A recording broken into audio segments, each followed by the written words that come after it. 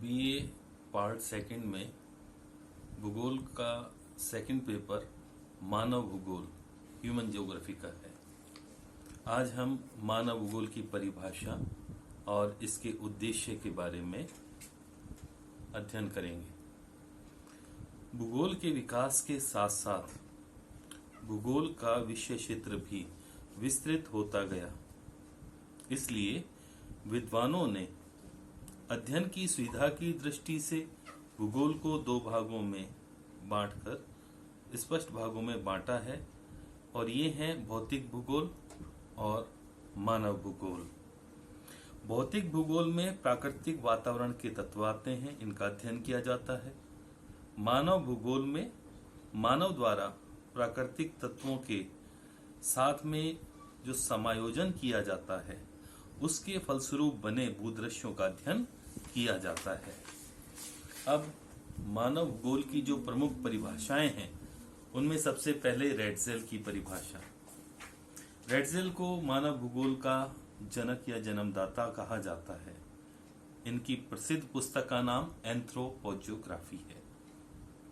इनके अनुसार मानव भूगोल के दृश्य सर्वत्र वातावरण से संबंधित होते हैं, जो स्वयं भौतिक दशाओं का एक योग होता है।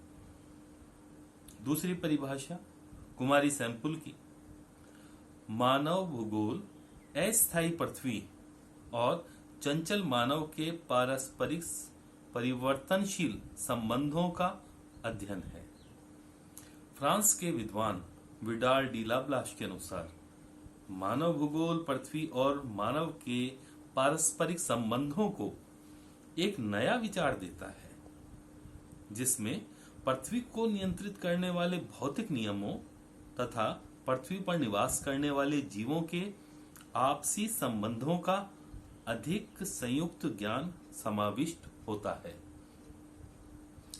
फ्रांस के ही जीन ब्रून्स के अनुसार वे समस्त दृश्य जिनमें मानवीय क्रियाएं काम करती हैं, हमारी पृथ्वी के तल पर एक विशेष वर्ग के दृश्य होते हैं, और इस प्रकार के भौगोलिक तथ्यों के अध्ययन को हम मानव भूगोल कहते हैं। डिमांजिए के अनुसार मानव भूगोल को इन्होंने कहा मानवीय वर्गों, समाजों तथा प्राकृतिक वातावरणों के संबंधों का अध्ययन। और अमेरिकन भूगोलवेत्ता ये हंटिंगटन के अनुसार मानव भूगोल में भौगोलिक वातावरण, मानवीय क्रियाओं और गुणों के पारस्परिक संबंधों के वितरण एवं स्वरूप का अध्ययन होता है। इस तरह से ये प्रमुख परिभाषाएं मानव भूगोल की हैं। इसी तरह से D.H. डेविस ने भी मानव भूगोल के बारे में समझाया है कि मानव भूगोल में केवल प्राकृतिक वातावरण और मानवीय क्रियाओं के बीच संबंधों का ही नहीं, वरन पृथ्वी के तल के क्षेत्रों का भी अध्ययन होता है। ये प्रमुख परिभाषाएं मानव भूगोल की अलग अलग विद्वानों के द्वारा दी गई थी। अब मानव भूगोल का अध्ययन का उद्देश्य क्या है, एम क्या है? मानव भूगोल के अध्ययन का उद्देश्य है भिन्न भिन्न मानव समूहों अर्थात अलग अलग प्रदेशों की जनसंख्याओं के और वातावरण के संसाधनों के प्रयोग से उन जनसंख्याओं द्वारा किए गए आर्थिक, सामाजिक, राजनीतिक तथा सांस्कृतिक विकास का अध्ययन करना।